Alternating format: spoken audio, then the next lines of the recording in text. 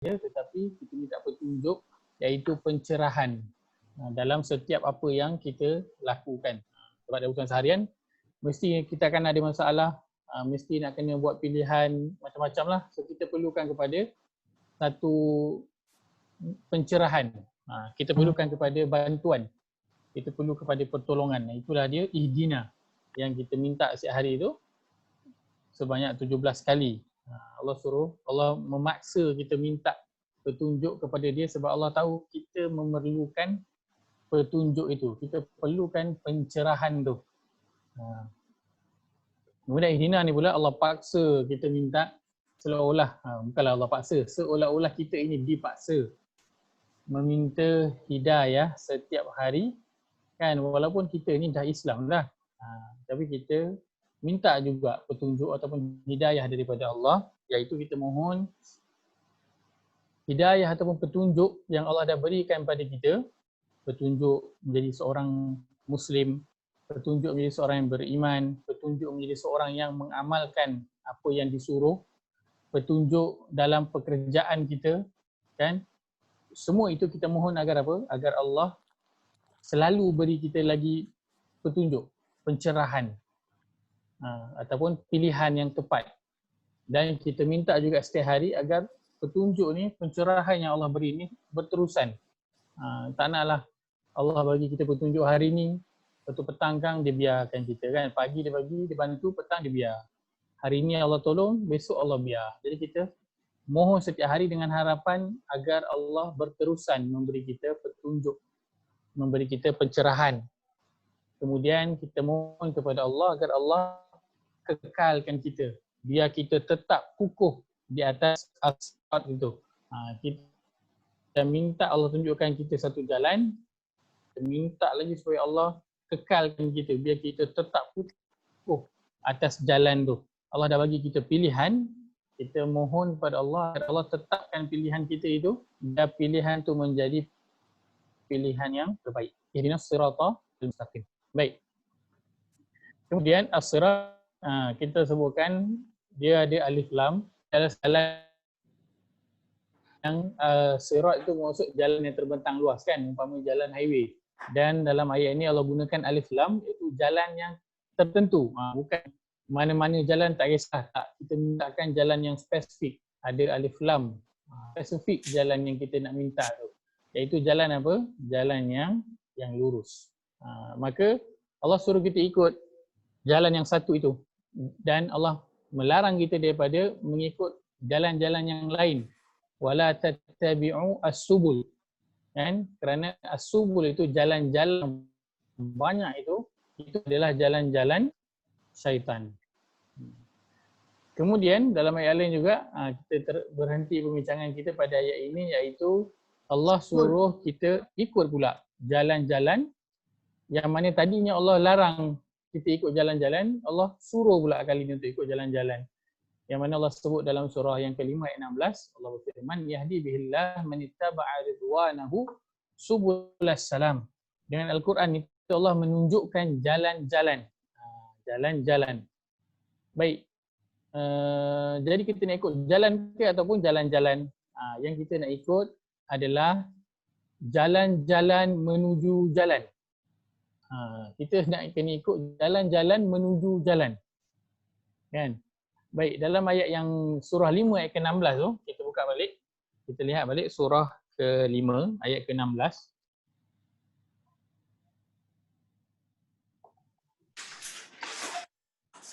Pada muka surat 110.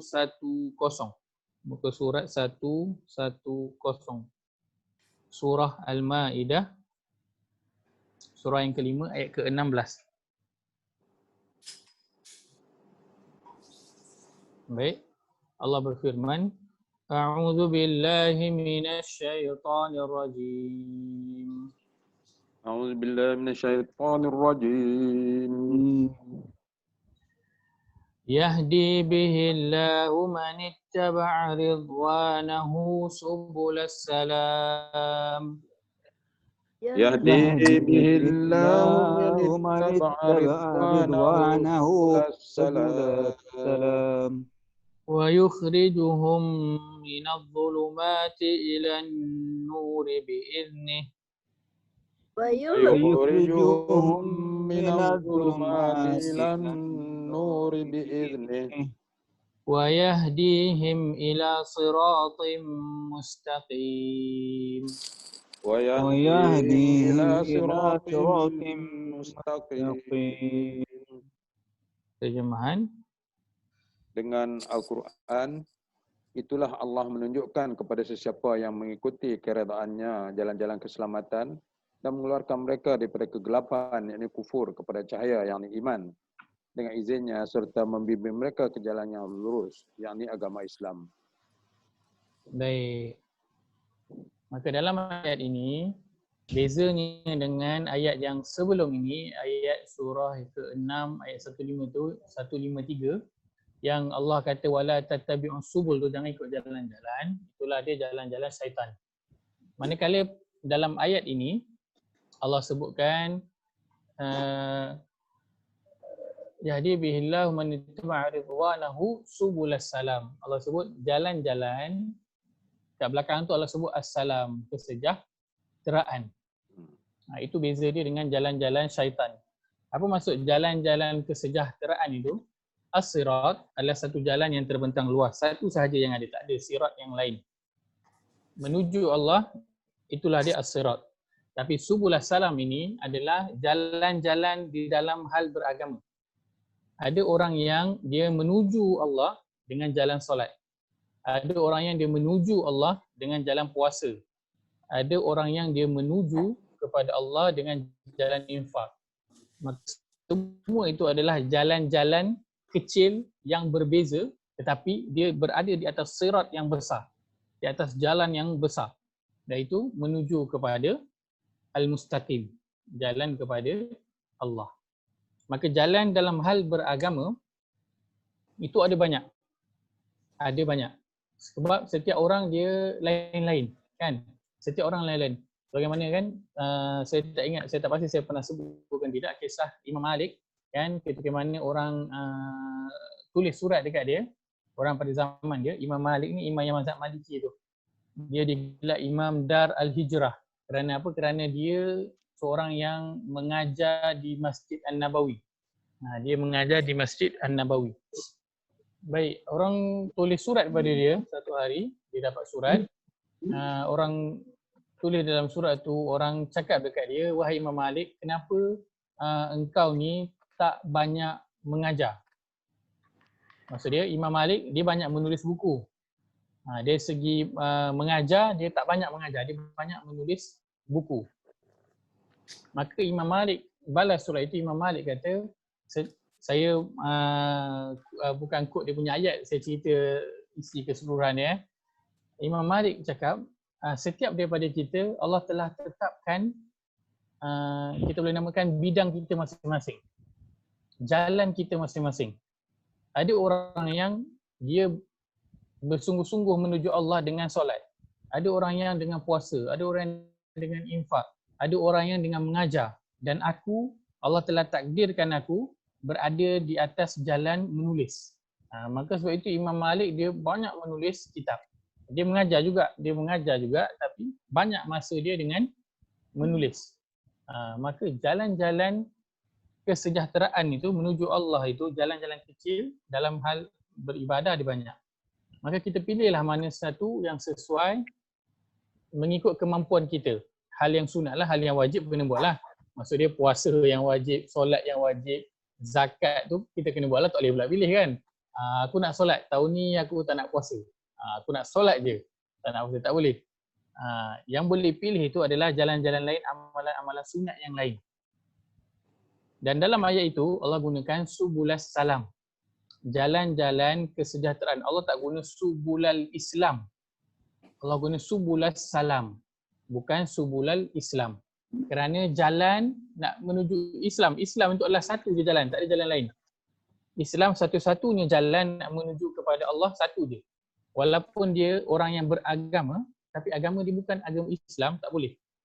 Kerana Allah kata apa? Inna dina innallah al-Islam. Sesungguhnya satu-satunya agama yang diiktiraf oleh Allah ialah Islam sahaja. Walaupun orang lain tu ada agama juga, tapi bukan agama Islam, maka dia tidak dikira, tidak diiktiraf. Sebab itu Allah sebut dalam ayat ini subulas salam, bukan subul al-Islam, bukan jalan-jalan Islam, tak. Bukan jalan Islam. Islam itu ada satu saja, as-sirat tu saja. Tetapi dalam Islam, dalam hal nak beragama, amalan dalam beragama itu ada banyak. Sebab itu dalam ayat ni Allah kata, yahdi bihillah man ittaba'a ridwanahu subulas salam.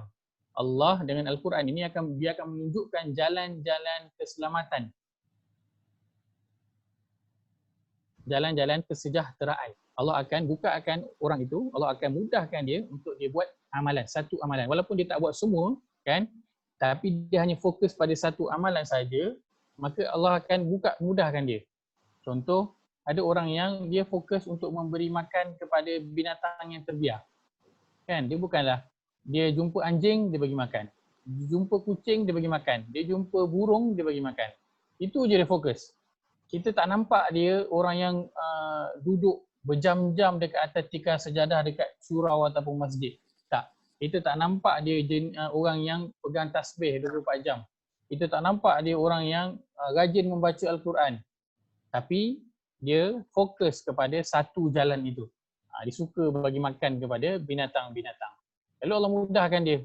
Allah bukakan jalan untuk dia. Untuk dia menuju kepada Allah. Maka jalan itu ada banyak. Sebab itu dalam ayatnya surah 16 ayat 125 itu Allah kata ud'u ila sabili rabbik. Kita buka surah 16, kita lihat surah 16 ayat 125. Muka surat 281. Muka surat 281. Surah An-Nahl, surah ke-16 ayat 125.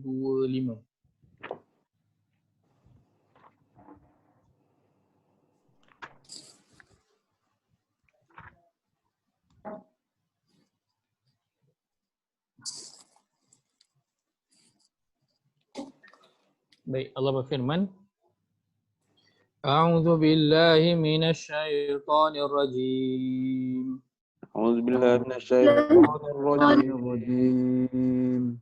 Ud'u ila sabili rabbika bil hikmati wal mau'izatil hasanah. ud'u إلى سبيل ربك بالحكمة والموعظة الحسنة Wajadilhum billati hiya ahsan. wajadilhum بالتي هي أحسن Inna rabbaka huwa a'lamu biman dhalla an sabilih. إن ربك هو أعلم بمن ضل عن سبيله Wa huwa a'lamu bil muhtadin. وهو أعلم بالمهتدين. Suruhlah ke jalan Tuhanmu, wahai Muhammad, dengan hikmah, yakni kebijaksanaan, dan nasihat pengajaran yang baik, dan berbahasalah dengan mereka dengan cara yang terbaik. Sesungguhnya Tuhanmu, dialah jua yang lebih mengetahui akan orang yang sesat di perjalanannya, dan dialah juga yang lebih mengetahui akan orang yang mendapat hidayah. Baik, Allah suruh kita ud'u. Kalau dalam bahasa Inggeris tu dia kata invite. Ajak. Ajak kepada, Allah sebut sabili rabbik, jalan. Allah sebut jalan kepada Tuhan. Allah gunakan sabil, Allah tak guna sirat. Dan kita telah ketahui bahawa sirat itu adalah jalan yang terbentang luas. Sabil itu adalah satu jalan kecil di atas sirat yang luas. Bayangkan highway ada 4-5 lane, satu lane tu saja dikira sabil, jalan. Tapi bila sabil itu jadi banyak, dia akan jadi sirat, satu jalan yang terbentang luas. Kita bayangkan highway mudah, highway. So Allah suruh ajak kepada sabil. Maksudnya Allah nak bagi tahu apa sahaja jalan yang dia menuju kepada Tuhan, maka ikutlah jalan tu, buatlah. Kalau kita tidak mampu untuk buat banyak amal, maka jangan tinggalkan satu amalan pun. Janganlah sampai tak buat langsung. Buat satu je pun cukup dah. Sebab tu Allah guna sabil. Satu jalan. Kalau kamu tak mampu nak solat sunat banyak, nak tahajud, nak puasa sunat, nak berinfak, nak bagi makan pada binatang, nak bagi makan pada jiran, nak belanja orang, nak sponsor orang, tak mampu. Allah kata, buat je lah sabil. Satu saja pun, cari mana satu yang kamu mampu, yang kamu boleh, buatlah. Kamu mampu, tak mampu guna harta, guna kemahiran yang kamu ada, ajarkan. Tak ada tenaga, boleh guna tenaga untuk buat baik kepada orang. Gunakan sabil, satu jalan. Jangan tak ada sampai jalan langsung kepada Tuhan. Paling tidak satu, ada fokus, buat betul-betul. Itu yang Nabi sebutkan sebagai apa? Istiqamah. Istiqamah itu dia kita buat apa? Allah suka apa? Yang apa? Istiqamah, amalan yang berterusan. Walaupun sedikit. Kan? Dalam hadis Nabi SAW sebut, sesungguhnya Allah menyukai amalan yang berterusan walaupun sedikit. Allah bukan nak amalan yang banyak, tapi Allah nak amalan yang berterusan. Maka sebab itu kita kena ada sabil. Satu jalan, satu amalan yang kita buat itu secara bersungguh-sungguh dan berterusan. Bukannya bermusim, bukannya ada mengikut keadaan ataupun situasi tertentu. Maka pilihlah satu sabil itu, jalan. Yang penting jalan itu menuju kepada Allah. Dan begitu juga dalam ayat ini, dalam bahagian ini, Allah nak beritahu kepada kita, dalam pada kita nak mengajak orang, kadang kita nak ajak ahli keluarga kan. Allah kata, lihat kepada orang yang kita nak ajak tu. Ikut kepada kesesuaian mereka. Contoh macam kadang sekolah kan, sekolah semua hantar anak pergi sekolah, kat sekolah tu dia ajar semua benda. Kan, dan dinilai dengan peperiksaan. Maka ada pelajar yang excel, boleh skor, ada yang tidak. Sedangkan kemahiran dan kebolehan setiap pelajar itu adalah berbeza. Dia tidak boleh diukur dengan kayu ukur yang sama. Tak sesuai lah kan, tak boleh lah, tidak adil. Kan, macam ada dalam satu gambar tu kita tengok, ada gajah, monyet, zirafah dengan harimau. Dia buat pertandingan dia panjat pokok. Jadi tak sesuai lah. Tak kenalah pertandingan tu sebab dah tentu yang lain tu tak boleh. Monyet yang boleh. Maknanya tak sesuai. Maka kita kenal orang yang kita nak ajak itu, tahu, tengok apa benda yang mereka suka dan kita fokus kepada kebolehan itu untuk jadikan kepada Rabbik. Kalau dia minat untuk menulis, dia suka, kita gunakan jalan dia nak menulis tu, dia suka. Gunakan dia tulisan dia tu untuk menuju kepada Rabbik. Bagi dia galakan untuk menulis perkara-perkara yang baik.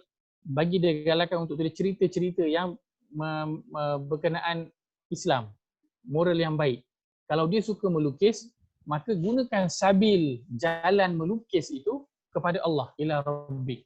Suruh dia lukis komik-komik yang berkaitan agama, yang menceritakan tentang akhlak yang baik. Kan, kalau suka buat kartun macam sekarang kan, contoh paling mudah nak tengok kartun Omar Hana tu.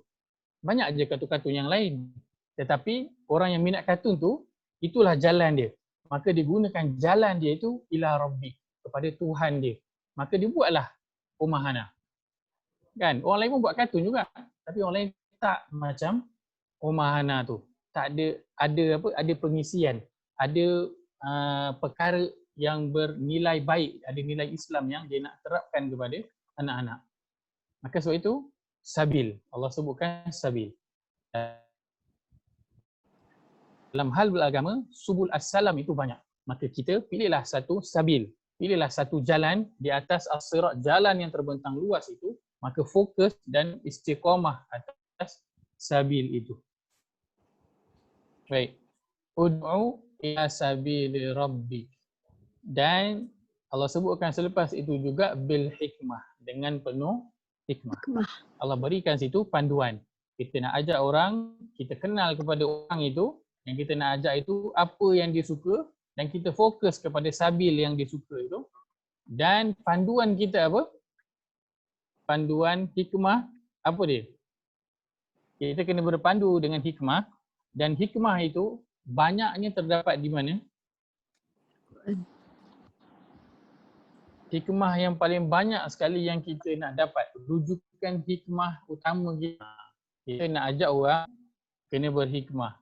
So rujukan hikmah kita yang utama kita nak Quran. kepada Al-Quran sudah tentunya.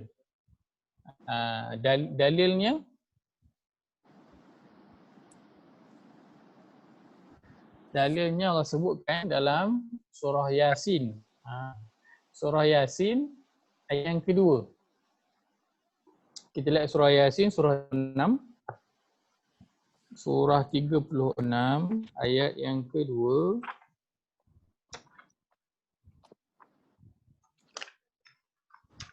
Pada muka surat 440. Yang ni pantas ni. Dah biasa buka kan?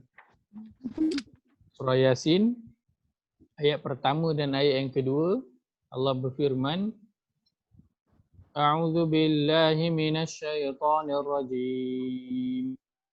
A'udzu billahi minasyaitonir Rajim. Bismillahirrahmanirrahim.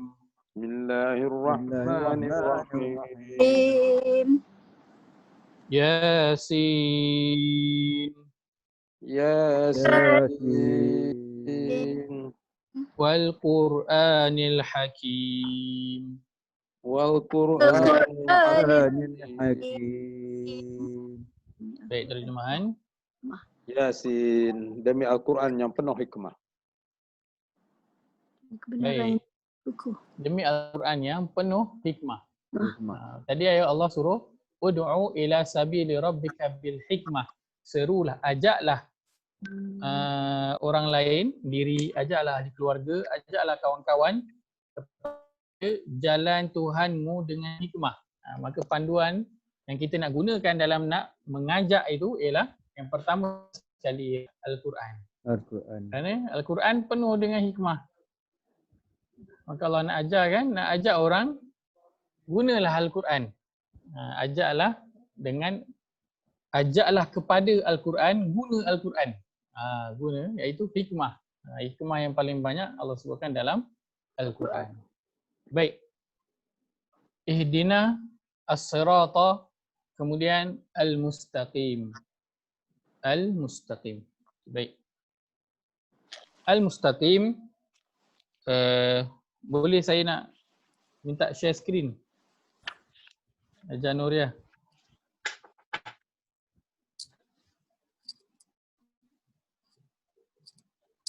Ajar Nuria ada ke? Dia off ni, dia off dia punya. Oh, okey, tak apa. Okey, baik, tak apa. Al-mustaqim. Baik, al-mustaqim. Apakah maksud al-mustaqim? Maksud al-mustaqim ialah yang lurus. Baik, yang lurus. Yang lurus. Baik, dalam bahasa Arab, orang Arab dah boleh. Share screen.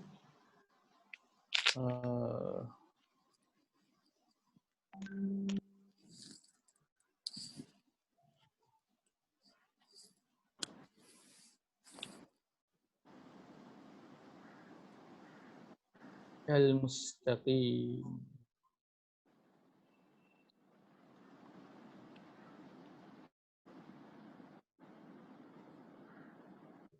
Baik, orang Arab,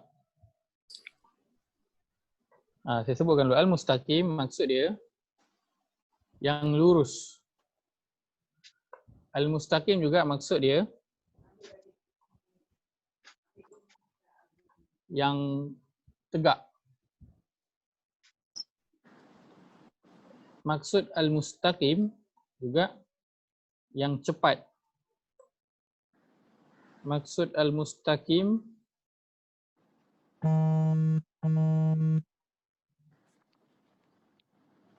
Yang jelas. yang jelas terang. Maksud al-mustaqim yang tidak bengkok. Lurus. Baik, al-mustaqim maksud dia yang lurus. Al-mustaqim itu biasa kita gunakan terjemahan adalah dengan yang lurus. Yang tegak pun sama, yang cepat, yang jelas terang, yang tidak bengkok. Baik. Orang Arab apabila dia kata jalan al-mustaqim, dia gunakan jalan al-mustaqim, dia kata. Dia bukan maksudkan jalan yang lurus sahaja. Tapi dia masukkan jalan yang mudah. Mudah. Jalan yang mudah. Kita bayangkan jalan raya lah. Jalan yang mudah, jalan yang tak bengkok, tak ada bengkak-bengkok. Jalan yang tak ada selikoh tajam. Jalan yang tak ada naik turun bukit. Macam jalan nak pergi mana? Genting Highland. Kalau jalan macam Genting Highland tu, Arab tak namakan jalan al-mustaqim.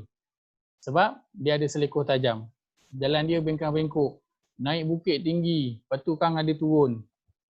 Kan? Kalau malam jalan dia tak jelas. Maksudnya depan tu kan belok kiri ke belok kanan ke, tepi ada gaung ke. Tak. Itu bukan al-mustaqim. Arab kalau kata al-mustaqim, jalan tu mesti jalan yang mudah, jalan yang cepat, jalan dia kita bayangkan jalan highway, lurus je. Lurus. Kalau ada belok pun sikit je. Naik bukit pun sikit je. Itu Arab sebut al-mustaqim, jalan yang jelas, terang. Jalan yang dia boleh nampak. Kalau kita kat sini boleh nampak sejauh mata memandang. Jalan tu lurus. Itu Arab sebut sebagai al-mustaqim. Maka itulah yang Allah nak bagi tahu kepada kita, jalan Allah ini adalah satu jalan yang lurus. Jalan yang cepat, yang mudah. Jalan yang jelas, terang benderang. Jalan yang dipenuhi cahaya. Bukanlah jalan yang susah. Bukan jalan yang bengkak-bengkok, ada selikoh tajam, naik turun. Tak. Jalan yang terang benderang. Jalan yang dipenuhi dengan cahaya. Sebab itu dalam Al-Quran, Allah banyak sebut tentang perkataan apa? Nur. Perkataan nur, cahaya. Sebab Allah nak menggambarkan jalan Allah ini jalan yang terang. Jelas kau boleh nampak. Kalau kau ikut dia punya susur jalan yang betul, maka dia ada satu jalan yang terang, yang jelas. Boleh nampak. Sebab itu Allah sifatkan Islam itu sebagai apa? Islam Allah sifatkan sebagai cahaya. Allah sebut Islam itu cahaya. Kita lihat dalam surah ke-9 ayat 32.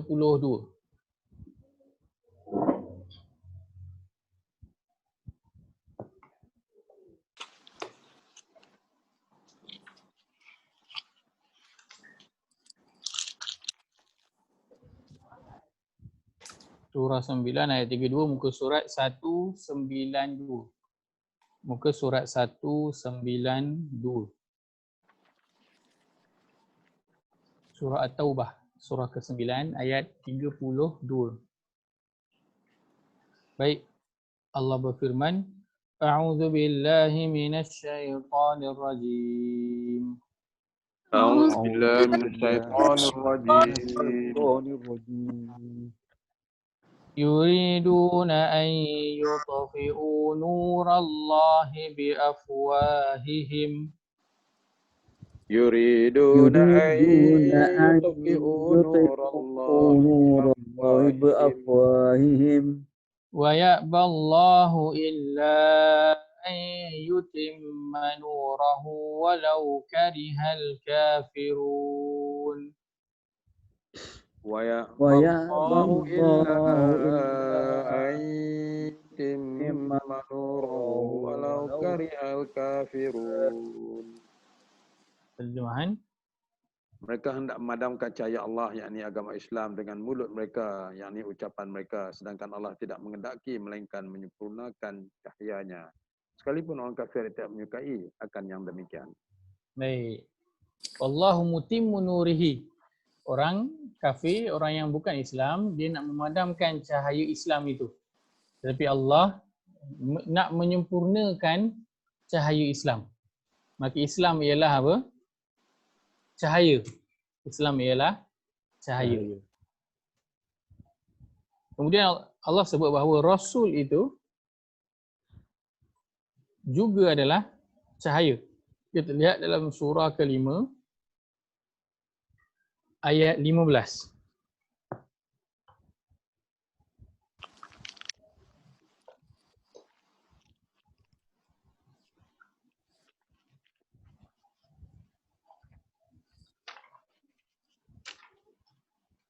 Pada muka surat 110. Muka surat 110, surah yang ke-5, ayat ke-15, surah Al-Ma'idah. Ayat ke-15. Baik. Allah berfirman, A'udzu billahi minasyaitonir rajim. أعوذ بالله من الشيطان الرجيم يا أهل الكتاب قد جاءكم رسولنا يبين لكم يا أهل الكتاب قد جاءكم رسولنا يبين لكم كثيرا مما كنتم تخفون من الكتاب ويعفو عن كثير يبين لكم كثيرا مما كنتم تخفون من الكتاب ويعفو عن كثير قد جاءكم من الله نور وكتاب مبين قد جاءكم من الله نور وكتاب مبين. Terjemahan. Wahai ahli kitab, sesungguhnya telah datang kepada kamu Rasul kami Muhammad dengan menjelaskan kepada kamu banyak hal daripada isi-isi kandungan kitab suci, Taurat dan Injil yang telah kamu sembunyikan, dan dia membiarkan banyak perkara. Sesungguhnya telah datang kepada kamu cahaya kebenaran, yakni Muhammad daripada Allah, dan sebuah kitab, yakni Al-Quran, yang jelas keterangannya. Baik, maka Allah menyifatkan Nabi Muhammad sallallahu alaihi wasallam itu sebagai cahaya. Qad ja'akum minallahi nur, telah datang kepada kamu cahaya. Itu Nabi Muhammad sallallahu alaihi wasallam. Islam adalah cahaya. Rasul yang membawa risalah Islam adalah cahaya. Dan Nabi sallallahu alaihi wasallam datang dengan membawa apa? Diutus dengan Cahaya. Al-Quran. Dan Allah sebutkan Al-Quran ini apa? Allah sebutkan Al-Quran itu cahaya. Kita lihat dalam surah ke-14 ayat yang pertama.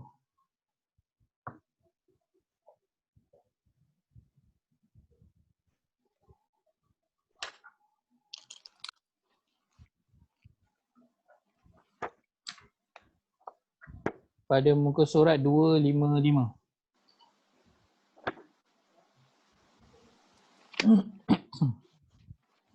Muka surat 255, surah Ibrahim, surah ke-14, ayat yang pertama.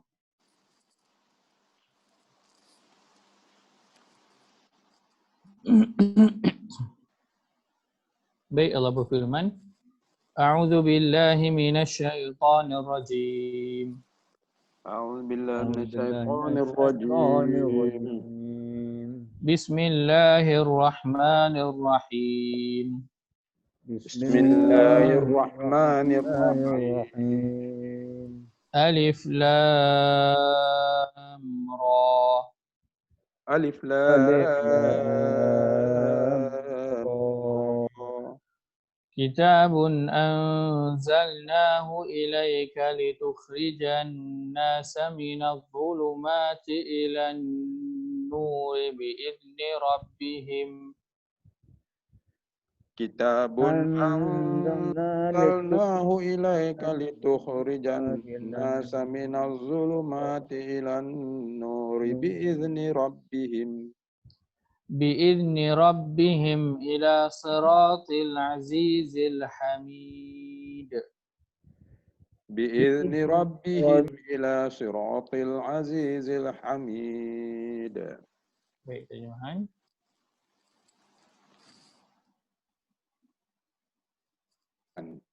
Alif Lam Ra.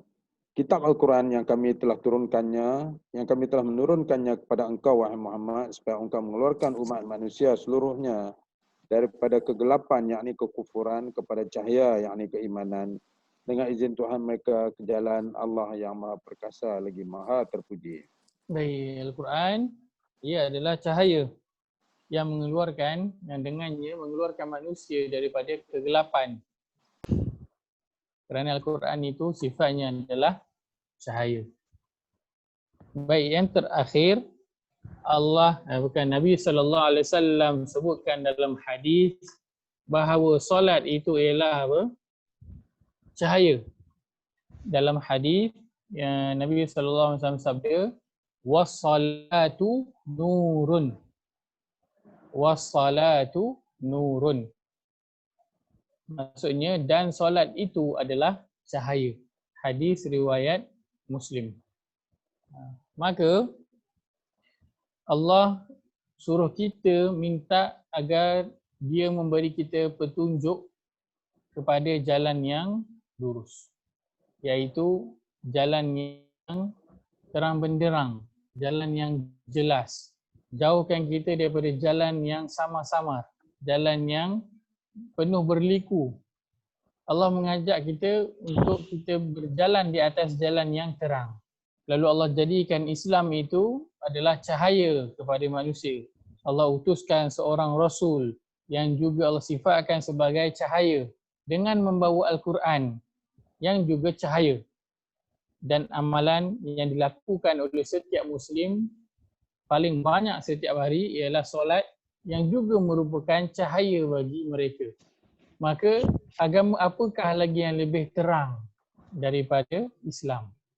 Yang lebih jelas, terang benderang daripada Islam, yang dipenuhi dengan cahaya. Malam seperti siang. Kalau penuh dengan cahaya, malam akan menjadi terang benderang seperti siang. Kan? Malam dekat bandar berbeza dengan malam dekat kampung. Kan? Malam dekat bandar terang sebab banyaknya lampu. Malam dekat kampung agak suram sebab kurang lampu. Kan? Dan kita lebih suka tempat yang terang ataupun tempat yang gelap? Kita lebih suka tempat yang terang. Kerana apa? Kita nampak apa yang berada di sekeliling kita. Berada di tempat yang gelap, takut bahaya datang, kita tak tahu. Kan? Sebab manusia itu secara fitrah hanya suka berada di tempat yang terang. Maka Allah datangkan Islam, Rasul dan juga Al-Quran untuk menerangi hidup manusia, dan yang paling utama, orang yang betul-betul melakukannya, dia akan menerangi hati. Hati yang terang, barulah dia akan merasakan hidup dia terang. Orang yang di Islam, tetapi dia tidak beramal dengan sepatutnya, tidak membuat yang sepatutnya, maka Islam itu dan amalannya tidak menjadikan dia terang. Iaitu hati dia tidak menjadi terang. Kerana sifat semua yang Allah berikan dalam agama ini adalah cahaya yang jelas. Yang mana Allah sifatkan dalam surah 24 ayat 35 itu Allah simpulkan dengan apa? Nurun ala nur. Surah 24 ayat 35 itu Allah simpulkan cahaya Allah ini terang benderang, malam seperti siang, semuanya jelas.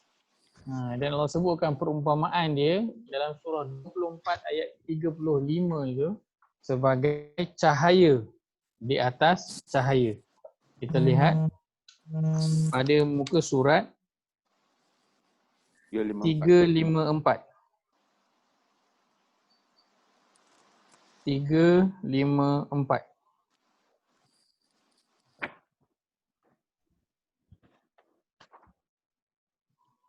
Baik, kita baca pada dua perengan terakhir. Pada nurun ala nur. Kita baca pada nurun ala nur. Baik, Allah berfirman, A'udzu billahi minasyaitonir rajim. Ustaz, suara Ustaz pecah, Ustaz. Cara bergema Bergema dan pecah. pecah. Ustaz pun Line jam kurang baik. line kurang baik betul. Tak ni, tak clear langsung. Ni boleh dah. Ni baik sikit. Okey baik. Tadi pun lah saya tengok gambar semua statik je. Kata ni line saya lah ni. Problem. Okey baik. A'udzu billahi minasyaitonir rajim. A'udzu billahi minasyaitonir rajim. Nurun ala nur. Nurun ala nur. Yahdillahu linurihi man yasha'. Yahdillahu linurihi man yasha'. Wa yadribu Allahul amthala lin-nasi wallahu bikulli syai'in alim. ويضرب الله الأمثال للناس والله بكل شيء عليم. Baik, terjemahan. 35.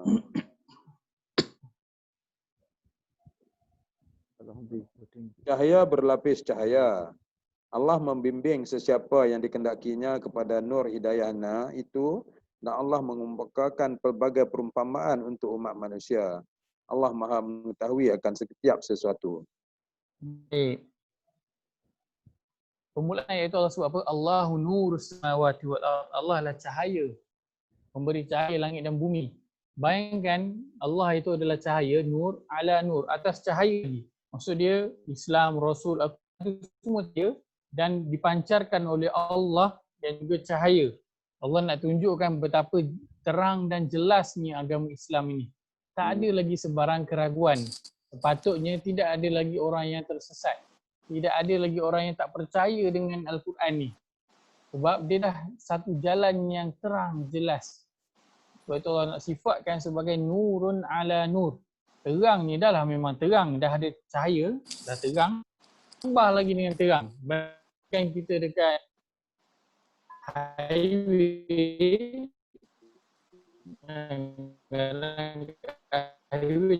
jalan dah terang.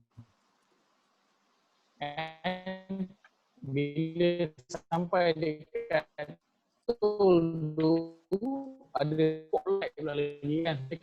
Ada spotlight. So Ustaz. jadi Ustaz, boleh ulang balik? Tak clear lah Ustaz.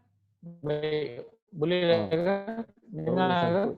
Ada Ustaz, ada masalah Ustaz, ada masalah. Ya, saya. Berdengung. Minta maaf line sini sikit. Ustaz pun Ya, nampak ya. muka tak Line ada internet. reaksi langsung . Tak keluar ke? Masuk dia. Minta maaf. Internet tu sampai saya terkeluar daripada room. Ada. Ya, baik. Minta maaf Nurun ala nur. Cahaya di atas cahaya. Allah nak beritahu terang benderangnya lah agama Islam ini, terang benderangnya lah Al-Quran ini, sehingga kan ibarat jalan kat highway tu tambah lagi dengan spotlight kan. Memang bertambah-tambah terang lah. Tak mungkin lah tak nampak apa yang berada di hadapan. Begitulah Al-Quran itu. Begitulah agama Islam yang kita anuti ini. Baik. Ihdinas siratal mustaqim. Ya Allah, tunjukilah kami pada jalan yang lurus. Apakah itu? Kita dah bincangkan daripada sesi lepas sampai sekarang, ihdina as-sirata dan juga al-mustaqim. Kita Mustaqim. bincang secara perkataan yang berasingan. Baik, sekarang kita bincangkan ihdina as-siratal mustaqim dalam satu bentuk ayat. Ya Allah, tunjukilah kami jalan yang, maka apakah itu jalan yang lurus? Apakah itu jalan yang lurus? Jalan yang lurus ialah jalan Allah. Jalan yang lurus ialah jalan Allah. Baik.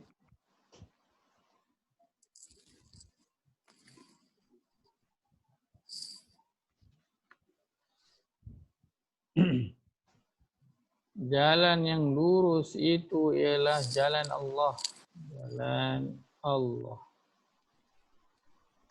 Baik, kita lihat dalam surah 42 ayat 52 dan ayat 53.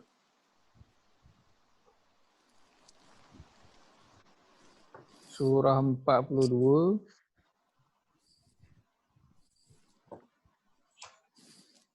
ayat 52 dan ayat 53. Ayat yang terakhir dalam surah Asy-Syura pada muka surah 489. Muka surah 489 surah Asy-Syura surah 42 ayat 52 dan ayat 53. Baik, Allah berfirman, A'udzu billahi minasy syaithanir rajim. أعوذ بالله من الشيطان الرجيم. وكذلك أوحينا إليك روحا من أمرنا وكذلك أوحينا إليك روحا من أمرنا ما كنت تدري ما الكتاب ولا الإيمان ما كنت تدري ما الكتاب ولا الإيمان ولكن جعلناه نورا نهدي به من نشاء من عبادنا ولكن جعلناه نورا نهدي به من نشاء من عبادنا وإنك لتهدي إلى صراط مستقيم وإنك لتهدي إلى صراط مستقيم صراط الله الذي له ما في السماوات وما في الأرض صراط الله الذي له ما في السماوات وما في الأرض إلى الله تصير الأمور ألا إلى الله تصير الأمور. Baik, terjemahan. Ayat 52. Demikianlah kami wahyukan kepadamu, wahai Muhammad, Al-Quran sebagai wahyu, yakni roh yang menghidupkan hati daripada perintah kami. Engkau tidak pernah mengetahui sebelum diwahyukan kepadamu apakah kitab Al-Quran itu, dan tidak juga mengetahui apakah iman itu. Tetapi kami jadikan Al-Quran sebagai cahaya yang menerangi, yang kami beri petunjuk dengannya kepada sesiapa yang kami kehendaki dalam kalangan hamba-hamba kami. Sesungguhnya engkau, wahai Muhammad, benar-benar memberi petunjuk dengan Al-Quran itu ke jalan yang lurus. Ayat 53. Yaitu jalan Allah yang memiliki dan menguasai segala yang ada di langit dan yang ada di bumi. Ingatlah bahawa hanya kepada Allah jua kembalinya segala urusan. Baik. Maka Allah sebut itu, wa innaka latahdi, ila siratim mustaqim, dan sesungguhnya engkau wahai Muhammad pasti akan memberi hidayah ke jalan yang lurus. Yang Allah sebut apakah jalan yang lurus itu? Siratillah, iaitu jalan Allah. Jalan menuju kepada Allah. Baik. Wa innaka la tahdi tu, ulang kaji sikit. Dan sesungguhnya engkau wahai Muhammad pasti memberi petunjuk. Maka Nabi ni memberi petunjuk yang mana? Yang pertama ke, yang kedua atau yang ketiga? Yang kedua. Petunjuk yang kedua, iaitu petunjuk keterangan dan juga bukti dengan Nabi membawa Al-Quran. Bukan petunjuk nombor 3, iaitu petunjuk taufik. Petunjuk yang nombor 2. Okay, baik. Maka siratal mustaqim itu, jalan yang lurus ialah jalan Allah. Maka apa yang perlu kita lakukan untuk berada di atas jalan yang lurus itu? Apa yang perlu dilakukan untuk kita berada di atas jalan yang lurus itu? Apa kita nak buat untuk kita menempuh jalan yang lurus itu? Untuk kita berada di atas jalan yang lurus itu, apa yang perlu kita lakukan? Baik, kita lihat dalam surah 36 ayat 61. Surah 36 pada muka surat 444. Surah Yasin, surah 36 ayat 61. Boleh dengar ke suara saya? Okey. Boleh? Suara dengar, gambar tak bergerak. Gambar dia bergerak ikut ni. Tak apalah, gambar sangkut tak boleh, janji suara ada. Ya, suara okey. Suara dengar. Okay, baik.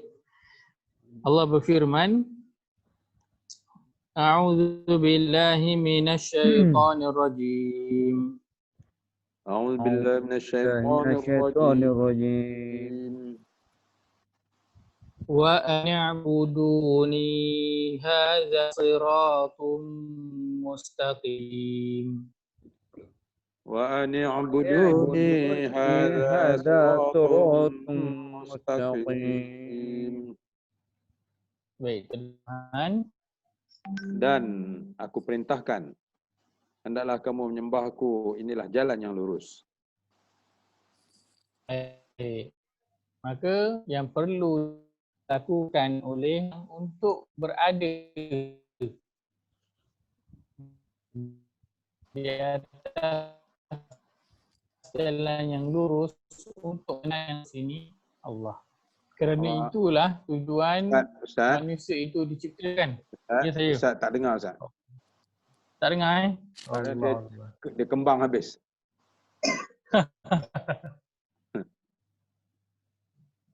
Banyak gangguan teknikal hari ni. Ya, hari ni line internet kat sini kurang sikit. Line internet hari ni kurang sikit. Ni dengar ke tak dengar? Okey dah Ustaz. Boleh. Dia dengar. Boleh? Okey.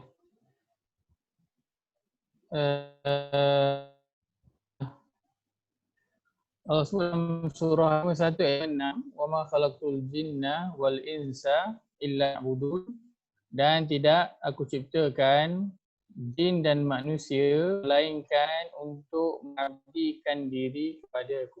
Dia tujuan manusia itu diciptakan, setiap daripada manusia itu Allah ciptakan tujuannya untuk mengabdikan diri kepada dia. Maka tidak lain tidak dapat tidak untuk seseorang yang berada di atas jalan yang lurus, iaitu jalan menuju Allah, iaitu dia mengabdikan diri kepada beribadah, tapi dia mengabdikan diri. mengabdikan diri itu dengan dia menjadikan seluruh kehidupan dia orang ibadah.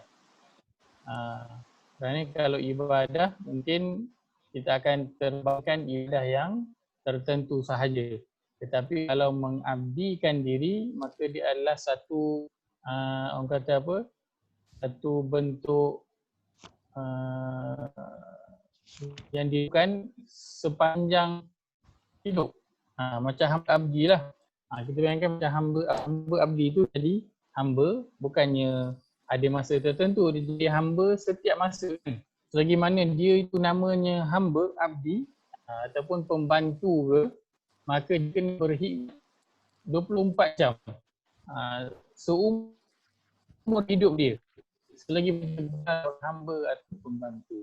Maka begitulah manusia gelarannya ialah hamba pada Allah. Maka tugasnya hanya satu, iaitu mengabdikan diri kepada Allah. Dan diabdikan diri kepada Allah, berikan ataupun benefit daripada perbuatan itu akan kembali kepada dirinya sendiri. Kerana dia mengabdikan diri kepada Allah, sudah pasti dia ada di atas jalan yang lurus. Maka dia telah berada di atas jalan yang lurus, lagi kekhawatiran pada dia. Dia tak bimbang lagi dah. Kan? Dia dah berada pada jalan yang lurus, insya-Allah pasti dia akan menuju ke syurga. Maka yang perlu dilakukan oleh seseorang untuk berada di atas jalan yang lurus ialah memastikan seluruh kehidupan dia dalam rangka mengabdikan diri kepada Allah. Itu saja. Satu je, tak susah pun. Allah tak minta banyak pun. Satu je, abdikanlah diri kepada dia. Baik. Dalam pada kita nak mengabdikan diri kepada Allah, apakah panduan yang kita nak gunakan untuk kita menempuh jalan yang lurus ini? Apakah panduan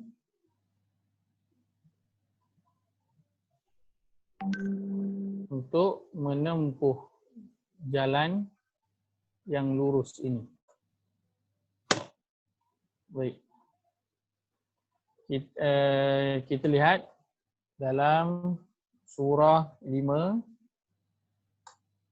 ayat 15 hingga ayat 16.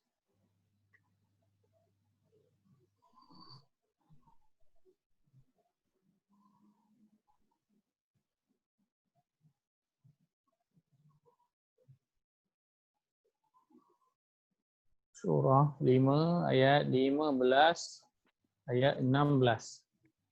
110. 110. Baik.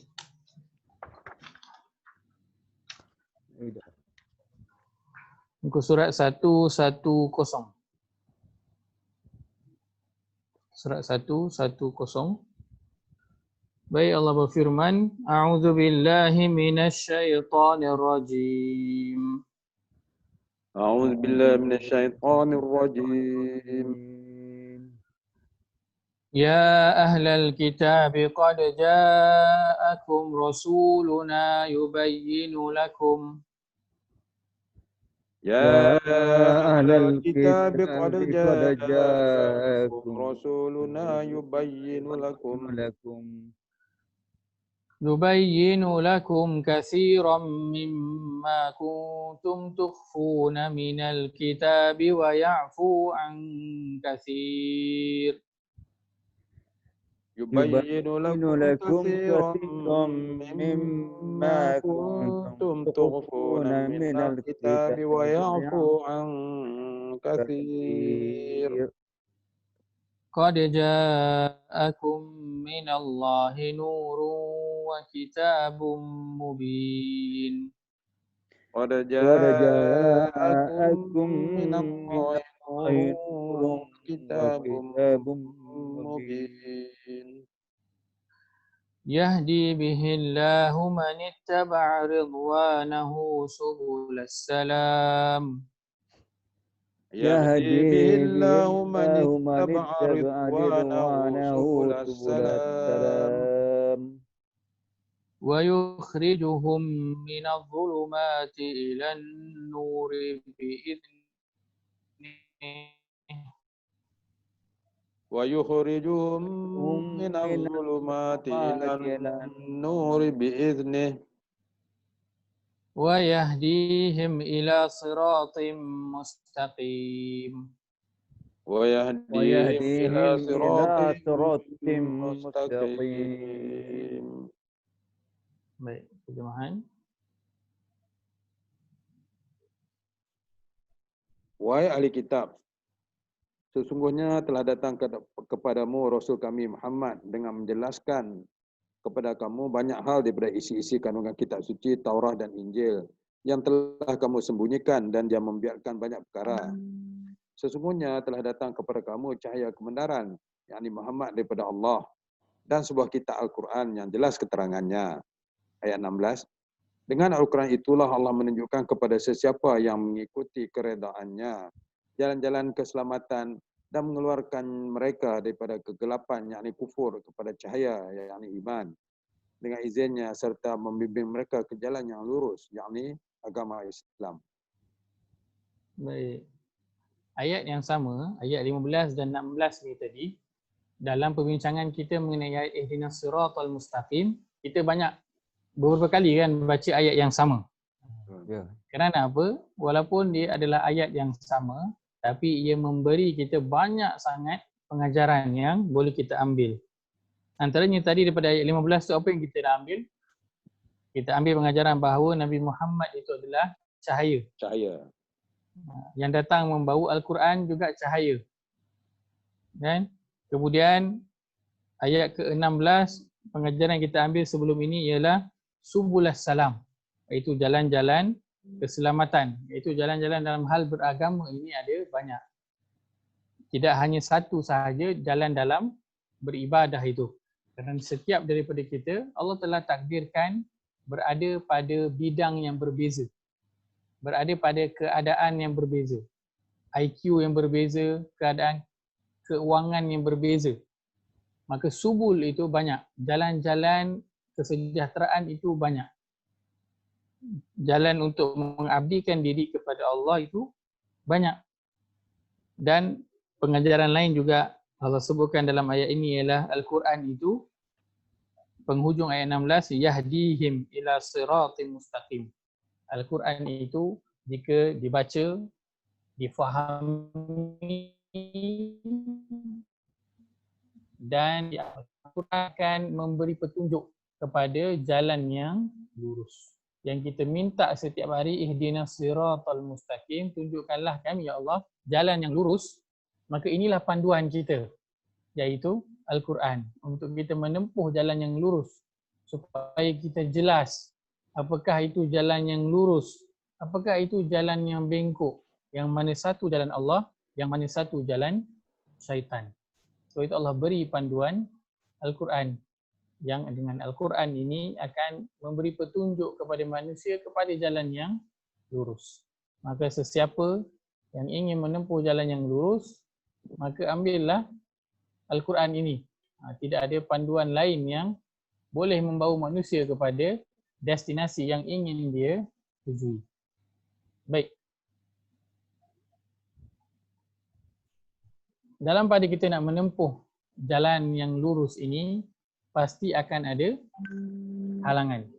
Pasti akan ada halangan. Apa jua yang kita buat dalam kehidupan kita di dunia ini mesti akan ada halangan kan. Kalau mudah tu rasa macam tak kena je kan. Macam senang sangat. Selalunya mesti kita akan bertemu dengan halangan. Baik, maka apakah di antara halangan penghalang dari jalan yang lurus ini?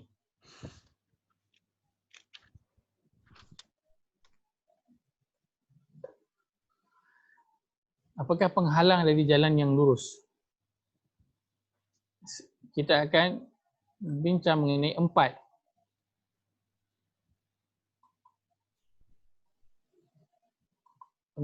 penghalang. Baik. Yang pertama ialah syirik. Yang pertama ialah syirik. Kita lihat dalam surah 14 ayat 30.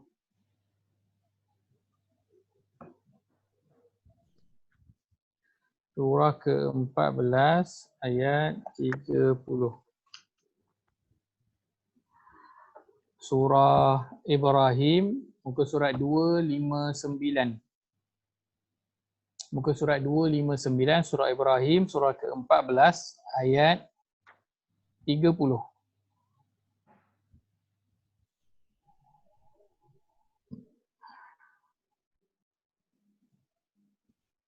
Baik, Allah berfirman, A'udzu billahi minasyaitonir rajim.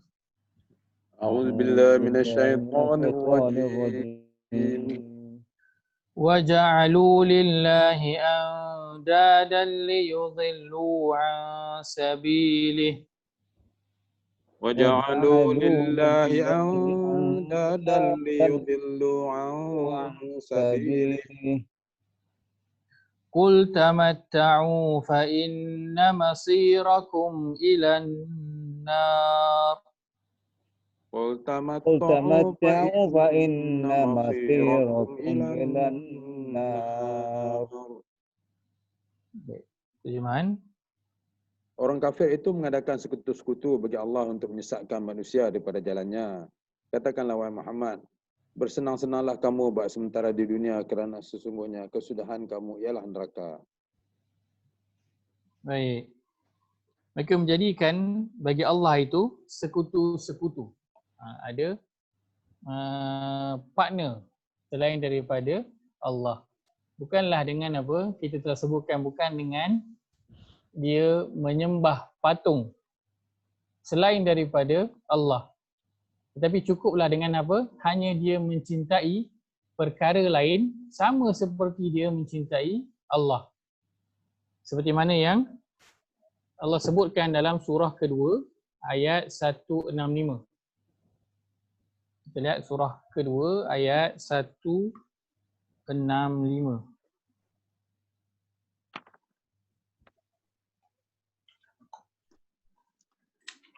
25. Muka surat 25. Surah Al-Baqarah, surah yang kedua ayat 165. Allah berfirman, A'udzu billahi minasyaitonir rajim. أعوذ بالله من الشيطان الرجيم. وَمِنَ النَّاسِ مَن يَتَّخِذُ مِن دُونِ اللَّهِ أَندَادًا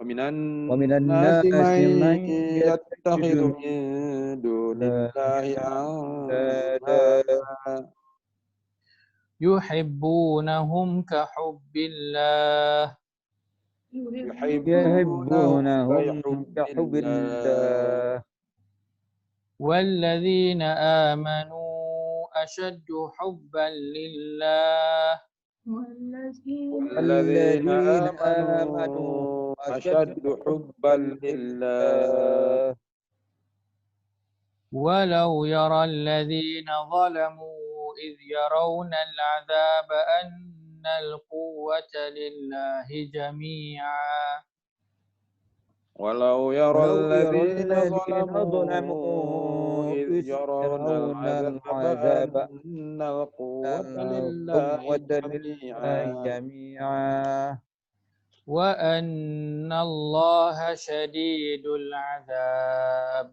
وأن الله وأن شديد الله شديد شديد العذاب. Baik, terjemahan.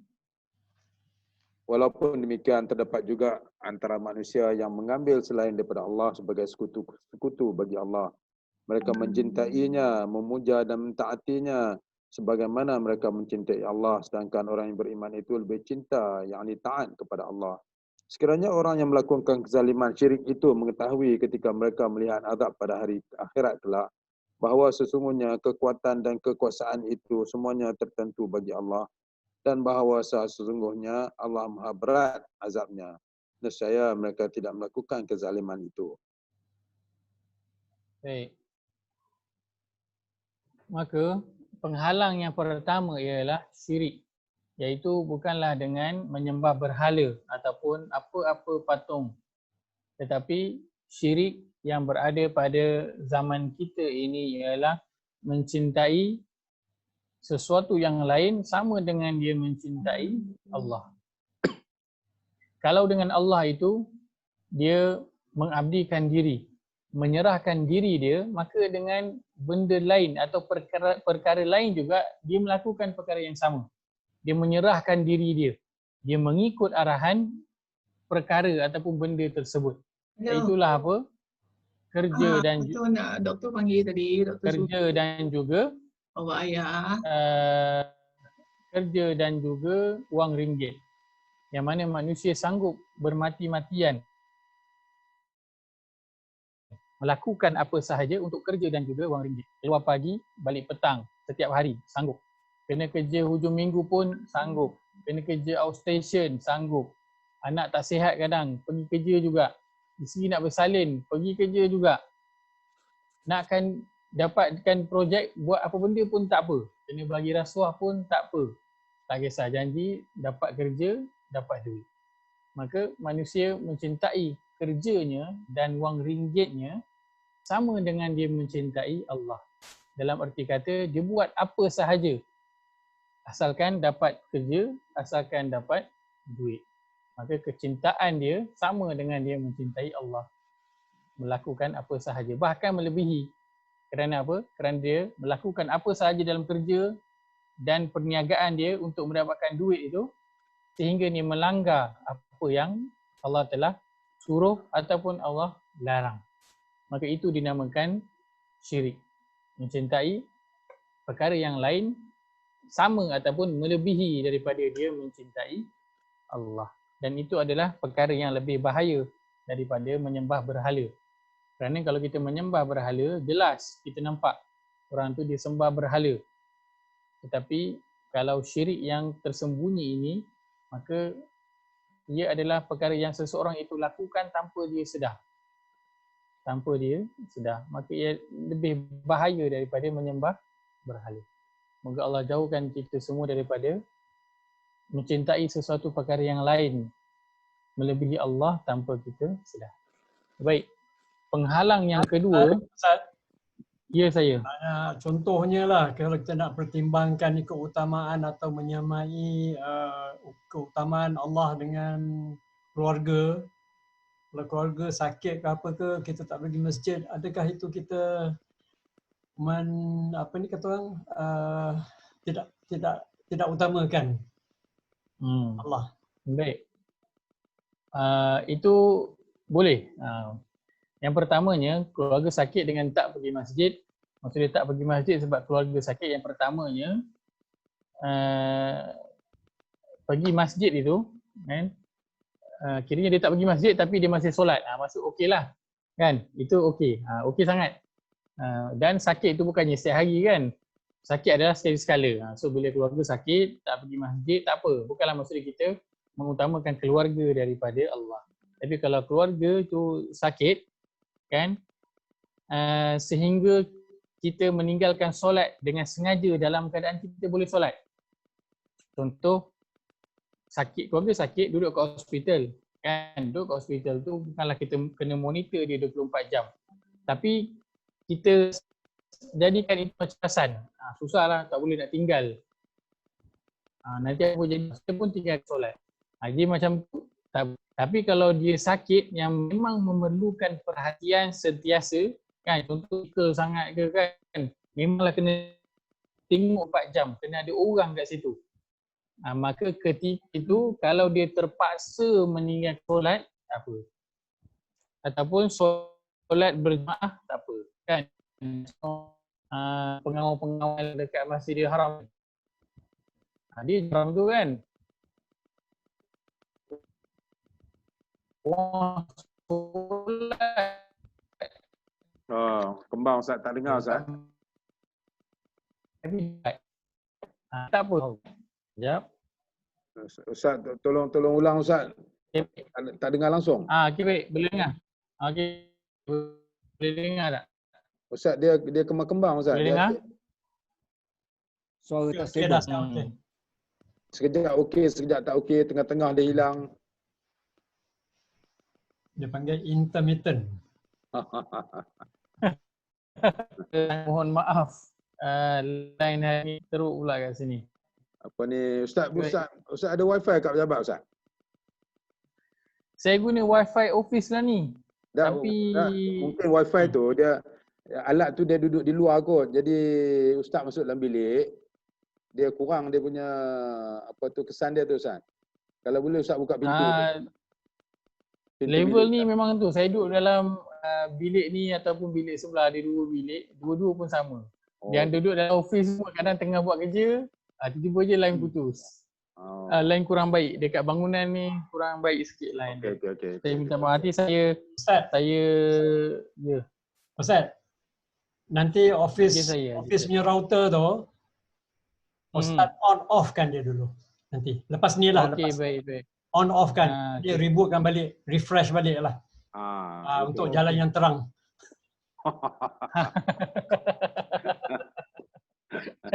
Baik. Signal yang terang Ustaz. Sorry, signal yang terang. Tak, ini orang telekom cakap Ustaz ni. Orang teknikal. Oh, ya ke? Masya-Allah. Ini orang ni cakap kena Kalau- ikut. Okey, baik. Betul. Itu rujukan tu, itu fasalu ahla zikri tu. Itulah orang dia. yang ahli. Yang ahli. Ustaz boleh ulang tak tadi Ustaz apa yang Ustaz cuba nak apa je bagi pencerahan Ya, baik. tadi tu. Kita mengutamakan sesuatu itu lebih pada Allah. Kalaulah contoh keluarga sakit, itu tak apa sebab dia bukan selalu, sekali kan. Tapi dan itu adalah dikira bahagian darurat.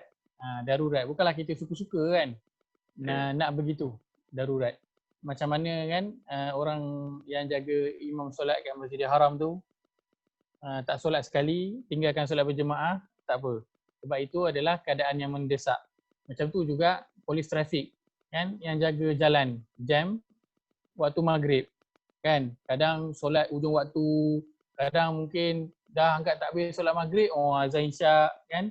Kalau keadaan itu begitu terpaksa, tak apa. Dalam keadaan begitu tak apa. Sebab bayangkan kalau polis trafik tu dia berhenti solat kan. Dia seorang nak solat, orang atas jalan raya tu berapa ratus kereta atas jalan raya itu yang akan tersangkut dan semuanya nanti akan tinggal solat. Tak sempat nak solat maghrib.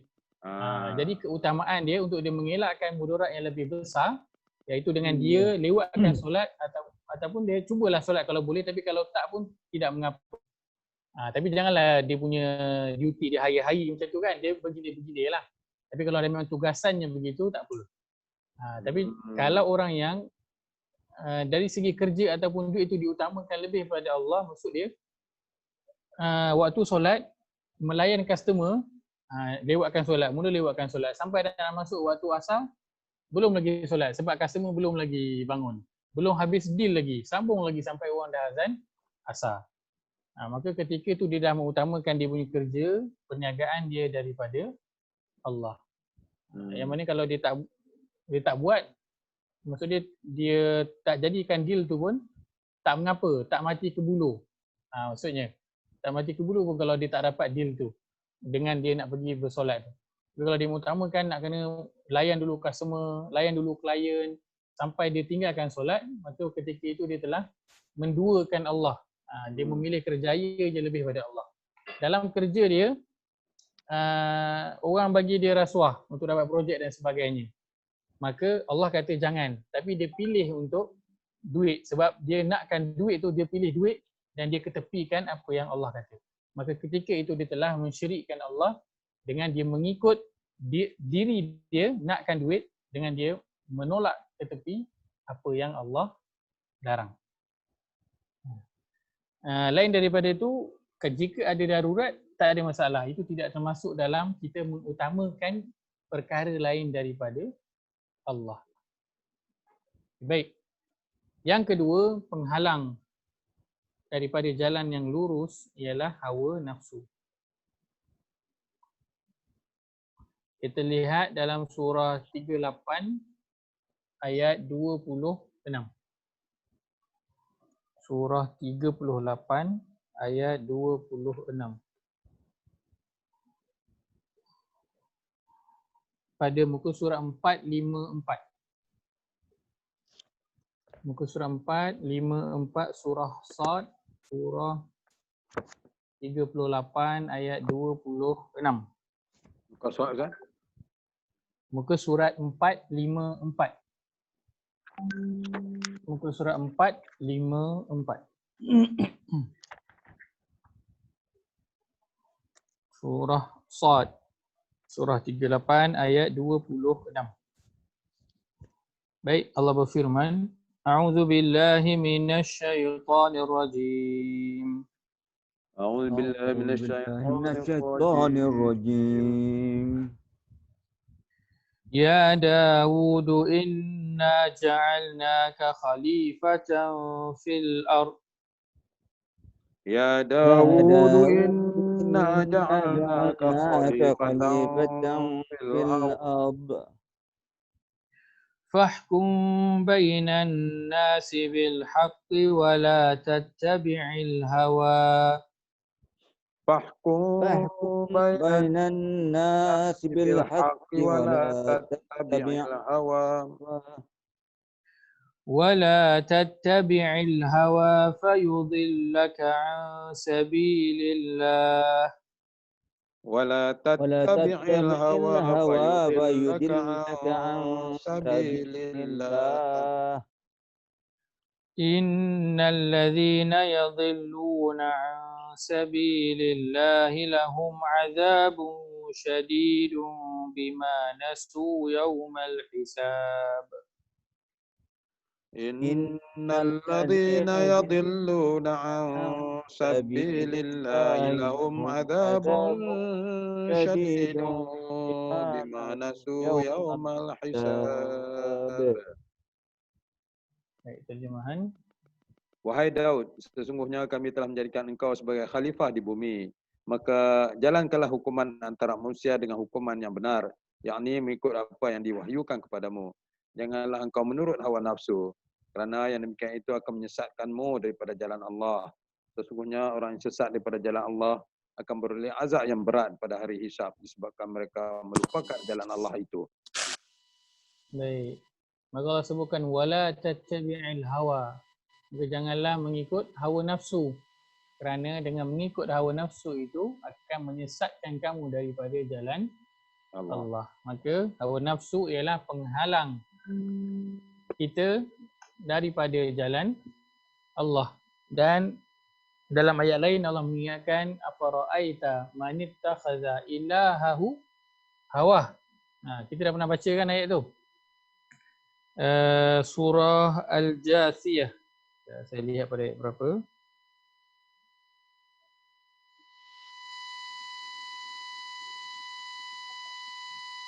Pada muka surah 45 ayat 23. Surah 45 ayat, kita lihat surah 45 ayat 501. 23. Muka surat 501. Baik, muka surat 501 surah Al-Jasiyah, surah 45 ayat 23. Allah berfirman, A'udzu billahi minasyaitonir rajim. A'udzu billahi minasyaitonir rajim. Afara'aita man ittakhadha ilahahu hawah. Afara'aita man ittakhadha ilahahu hawah. Wa adallahu Allahu ala ilmin wa khatama ala sam'ihi wa qalbihi. وأضله الله على علم وختم على سمعه وقلبه وجعل على بصره غشاوة. وجعل على بصره غشاوة فمن يهديه من بعد الله. فمن يهديه من بعد الله أفلا تذكرون. tadhakkarun. Afala Afala tadhakkarun. tadhakkarun. Terjemahan.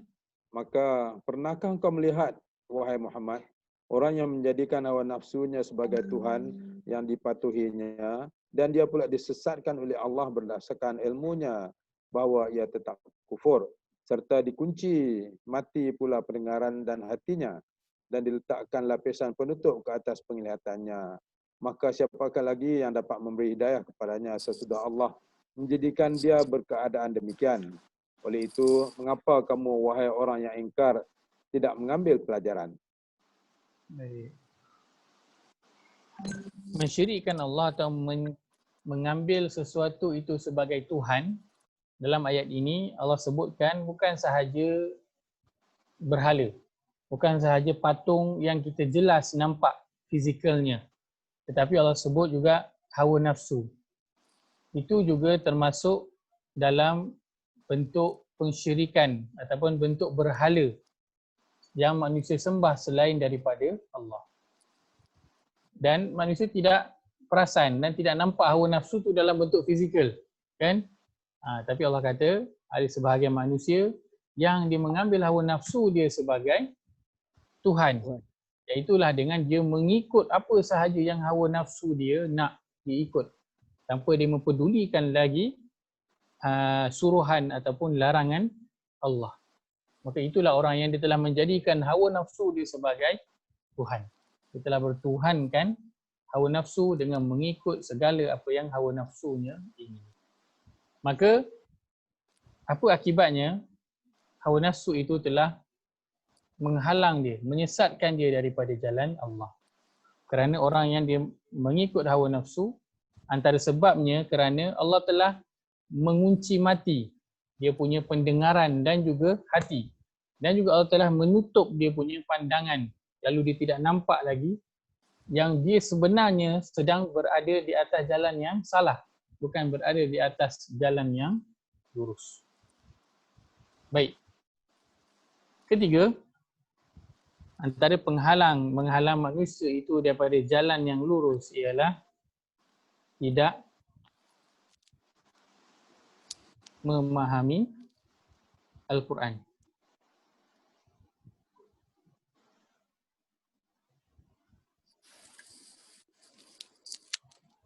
Kita lihat dalam surah 47 ayat 24.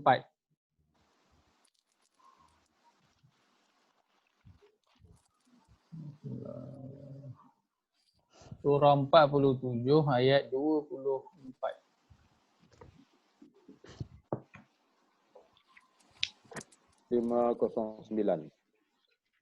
Ke surat 509, surah Muhammad. Surah Muhammad, surah ke-47 ayat 24. Allah berfirman, A'udzu billahi minasyaitonir rajim. A'udzu billahi Minasyaitonir rajim. Afala yatadabbaruna al-Qur'an Afala yatadabbaruna al-Qur'an am ala qulubin aqfaluha. am ala qulubin aqfaluha. Terjemahan. Setelah diterangkan yang demikian, maka adakah mereka sengaja tidak berusaha memahami serta memikirkan isi Al-Quran, atau hati mereka terkunci yang menghalangnya daripada menerima ajaran Al-Quran? Maka hati yang telah terkunci itu akan menghalang manusia daripada faham Al-Quran. Dan manusia yang tidak memahami Al-Quran, maka sudah pasti dia tidak akan dapat berada di atas jalan yang lurus. Kerana apa? Kerana kita telah sebutkan tadi, Al-Quran ini adalah panduan untuk kita menempuh jalan yang lurus. Maka mana mungkin seseorang yang tidak tahu untuk membaca peta boleh sampai kepada destinasi yang dia ingin tuju. Tidak mungkin dia akan sampai. Maka Al-Quran ni adalah peta, panduan. Maka orang yang tidak tahu membaca peta dan panduan ini, maka sudah pasti dia tidak akan dapat sampai ke destinasi. Maka yang ketiga, kita sebutkan penghalang manusia dari jalan yang lurus ialah tidak memahami Al-Quran. Dan yang keempat, penghalang manusia dari jalan yang lurus ialah hiburan dan lagu. Kita lihat dalam surah 31 ayat ke-6. Surah 31 ayat ke-6.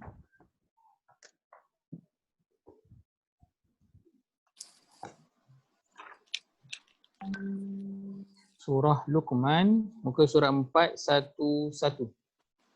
Muka surat 411.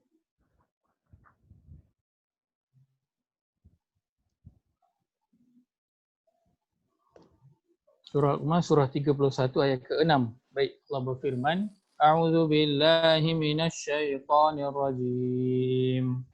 A'udzu billahi أعوذ بالله من الشيطان rajim. الرجيم.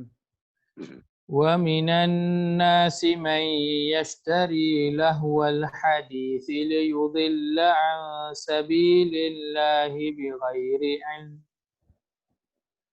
ومن ومن الناس الناس من من يشتري يشتري لهو لهو الحديث الحديث ليضل عن ليضل عن سبيل سبيل الله الله بغير بغير علم علم وَيَتَّخِذَهَا هُزُوًا ويتخذها ويتخذها هزوا هزوا أُولَئِكَ لَهُمْ عَذَابٌ مُهِينٌ. أولئك أولئك لهم لهم عذاب عذاب مهين. Terjemahan. Ada antara manusia yang memilih serta membelanjakan hartanya kepada hiburan-hiburan yang melalaikan, yang akibatnya menyesatkan dirinya dan orang ramai daripada jalan Allah dengan tidak berdasarkan sebarang pengetahuan dan menjadikan jalan Allah itu sebagai ejek-ejekan. Mereka lah orang yang akan beroleh azab yang menghinakan. Baik. Allah kata ada sebagian manusia yang dia membeli lahwal hadis. Lahwal hadis dalam terjemahan ditulis hiburan yang melalaikan. Dan ini adalah penghalang manusia daripada jalan yang lurus. Telah banyak tersebar pada zaman kita ini. Kita lihat sajalah rancangan di televisyen, berapa banyakkah rancangan berbentuk hiburan, kan? Di TV. Tidak cukup di TV, sekarang di mana? Di handphone. Cukup banyak kan? Sekarang movie dah boleh tengok dekat handphone. Bukan saja movie, bentuk hiburan lain lagi tambahan adalah game. Berapa banyak sekarang anak muda yang menghabiskan masa dengan bermain game. Kan? Kalau kata tak main game pun dekat dalam handphone tu, katakan tak main game, tak tengok movie, dalam handphone ada apa? Ada Facebook, ada Instagram, ada WhatsApp. Maka tiga-tiga benda ni, social media ni, melalaikan manusia daripada jalan yang lurus. Berapa ramai orang yang menghabiskan masa dengan melayari social media, tak dan nak baca Quran. Nak solat kat masjid tak sempat. Nak solat di awal waktu pun tak sempat. Bahkan dengan main game itu sampai terlepas waktu solat. Maka inilah lahwal hadis, hiburan yang melalaikan. Dan Ibnu Abbas, seorang sahabat, dia ditanya tentang apakah itu lahwal hadis. Ibnu Abbas ditanya, apakah itu lahwa al-hadis yang disebutkan dalam ayat. Maka Ibnu Abbas kata, lahwal hadis itu ialah lagu. Ditanya juga kepada Ibnu Mas'ud, apakah itu lahwal hadis? Ibnu Mas'ud kata, demi Allah, itulah lagu. Maka lahwal hadis adalah hiburan yang melalaikan dan juga lagu. Ibnu Abbas kata, wallahi huwal ghina, demi Allah itulah dia lagu. Dan Ibnu Abbas adalah seorang sahabat yang dia tahu ayat Al-Quran itu, setiap ayat Al-Quran itu diturunkan di mana, kepada siapa, bila diturunkan ayat itu, Ibnu Abbas tahu. Seorang sahabat yang Nabi SAW gelarkan sebagai apa? Turjuman Al-Quran, yang pakar dengan Al-Quran. Maka dia memberitahu bahawa lahwal hadis itu ialah lagu. Tidak cukup dengan hiburan dan rancangan hiburan yang melalaikan, yang begitu banyak di televisyen, tambah pula lagi dengan apa? Rancangan nyanyian. Kan? Dengan Akademi Fantasianya, kan? Kita punya remaja, pemuda menyanyi. Tidak cukup dengan pemuda nyanyi, dia bawa pula budak-budak. Rancangan menyanyi untuk budak-budak. Tak cukuplah orang dewasa tu ni. Budak-budak pun nak nyanyi. Buat rancangan untuk budak-budak pula menyanyi. Dan kita pun hantar kita punya anak, kita punya cucu pergi masuk rancangan menyanyi. Maka itulah yang Allah sebutkan sebahagian manusia yang dia menjadikan lahwal hadis ini, hiburan dan lagu ini, tujuannya apa? Tujuannya liyudilla an sabilillah, untuk menyesatkan manusia daripada jalan Allah. Maka dua perkara ini, hiburan dan lagu ini, adalah satu ujian, fitnah dan cabaran yang paling besar pada zaman kita.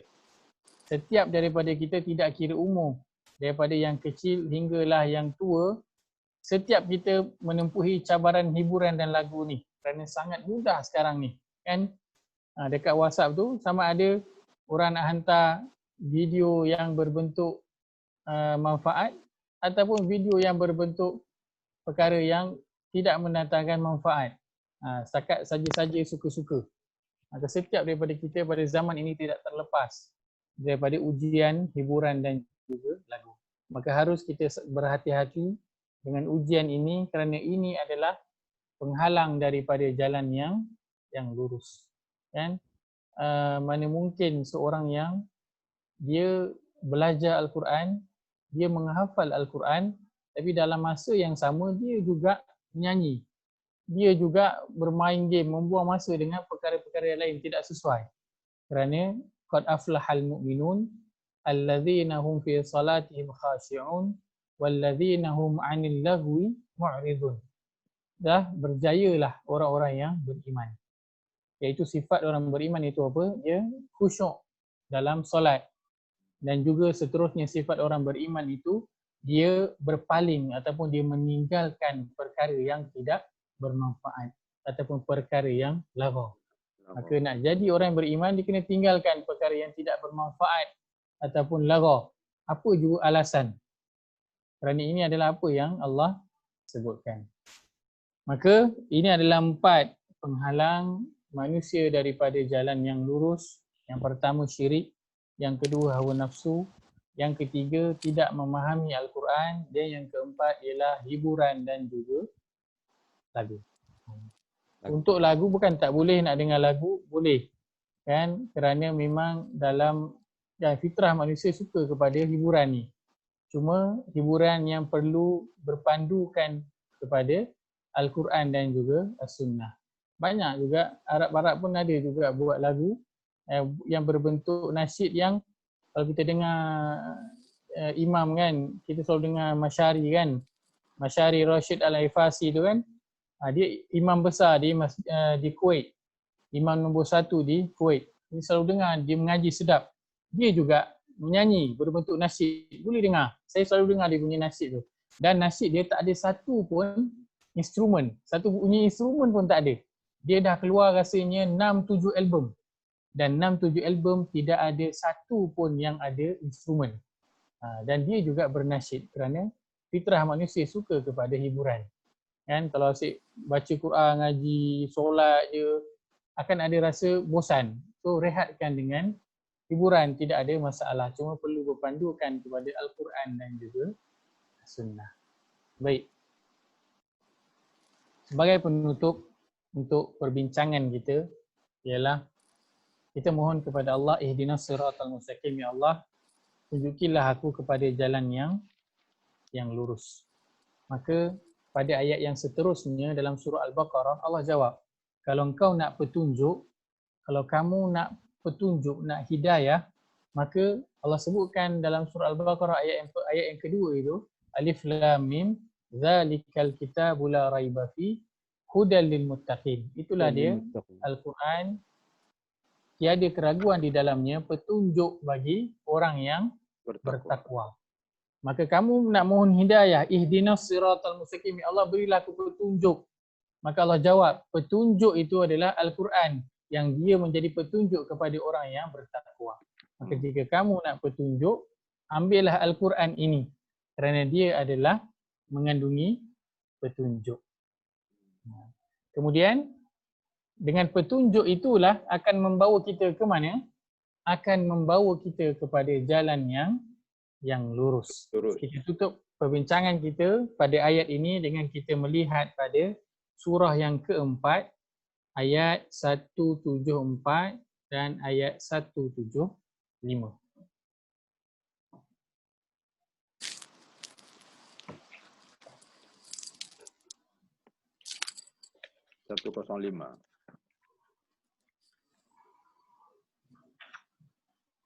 Pada muka surat 105 surah An-Nisa, surah keempat, ayat 174 dan 175. Allah berfirman, A'udzu billahi minasy syaithanir rajim. A'udzu billahi minasyaitonir rajim.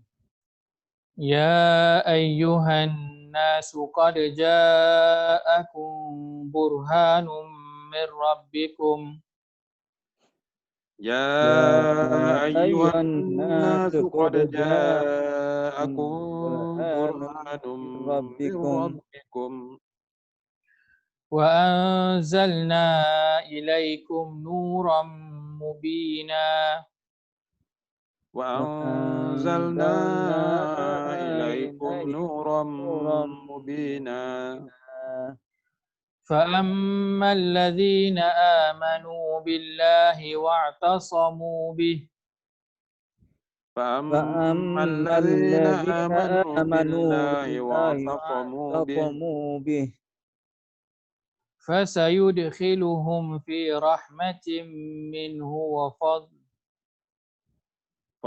فسيدخلهم في رحمة منه وفضل ويهديهم إليه صراطا مستقيما ويهديهم إليه صراطا مستقيما.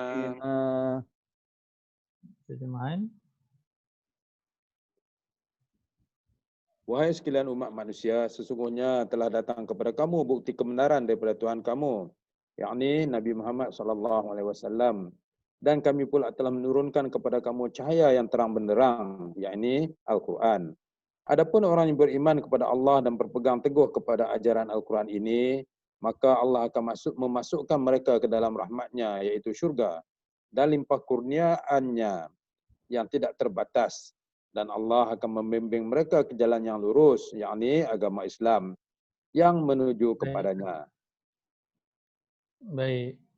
Maka yang perlu kita lakukan ialah kita memohon hidayah kepada Allah. Ya Allah, berikanlah kepada aku petunjuk. Dan Allah kata petunjuk itu ada pada Al-Quran. Maka setelah kita mengambil Al-Quran, apa yang perlu kita lakukan dengan Al-Quran ini? Allah sebutkan dalam ayat ini, ayat 175, wa'tasamu bih. Berpegang teguhlah dengan Al-Quran ini. Untuk kita berada di atas jalan yang lurus, untuk kita sentiasa berada di atas jalan yang lurus, untuk kita kekal, utuh, kuat berada di atas jalan yang lurus, caranya ialah dengan kita wa'tasamu bih. Berpegang teguh dengan Al-Quran. Dengan kita membaca Al-Quran, kita tadabbur Al-Quran, kita mengikut Al-Quran dan kita menyebarkan Al-Quran ini, semuanya termasuk dalam wa'tasamu bih. Ihdinas siratal mustaqim, ya Allah, berikanlah petunjuk, berikanlah hidayah kepada kami, kepada menuju jalan yang yang lurus. Maka caranya ialah dengan kita mengikut Al-Quran, berpegang teguh dengan Al-Quran. Kita baca, kita faham dan kita ikut Al-Quran itu. Itulah dia, ihdinas sirata al-mustaqim wallahu ta'ala a'lam.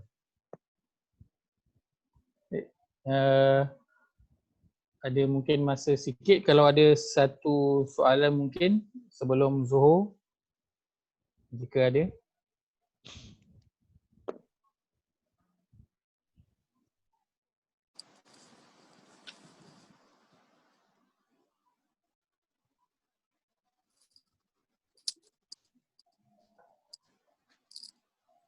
Semua faham Baik. Ustaz ni, nampak kan? Alhamdulillah. Baik. Baik. Mudah faham. Ihdinas siratal mustaqim. Bila kita baca ihdinas siratal mustaqim, jadi kita bayangkanlah kita mohon kepada Allah itu agar Allah kekalkan kita atas Islam, agar Allah kekalkan kita untuk sentiasa beribadah kepada Dia, beri taufik, dan agar Allah bantu kita untuk pekerjaan di luar solat kita. Kita minta agar Allah bantu untuk selesaikan masalah di luar solat kita. Itu apabila kita membaca ihdinas siratal al-mustaqim, bawa semua itu. Apa yang kita punya permintaan kita di luar solat yang kita nak Allah bantu, kita nak Allah selesaikan, kita nak Allah beri kita pilihan yang tepat, bawa semua dalam solat, mintalah kepada Allah ihdinas siratal mustaqim. Kerana ketika mana kita baca ihdinas siratal mustaqim, Allah akan menjawab hadza li'abdi wa li'abdi ma sa'al. Ini untuk hamba-Ku, maka bagi hamba-Ku apa yang dia minta. Maka mintalah kepada Allah ketika mengucapkan ihdinas sirata al-mustaqim. Allah pasti akan membantu, memberi petunjuk, memberi pencerahan, memberi pilihan yang tepat, memberi jalan keluar, memberikan penyelesaian kepada apa yang berlaku di luar solat kita. InsyaAllah. Itu saya dapat kongsikan pada hari ini. Semoga ada manfaat yang dapat diambil. Saya mohon maaf, jutaan maaf kerana ada sedikit lewat dan ada masalah connection. Saya mohon maaf sangat-sangat. Saya cuba nanti baiki apa yang boleh. Aku qauli hadza wa astaghfirullahal azim li wa lakum. A'udzubillahi minasyaitonir rajim. Bismillahirrahmanirrahim.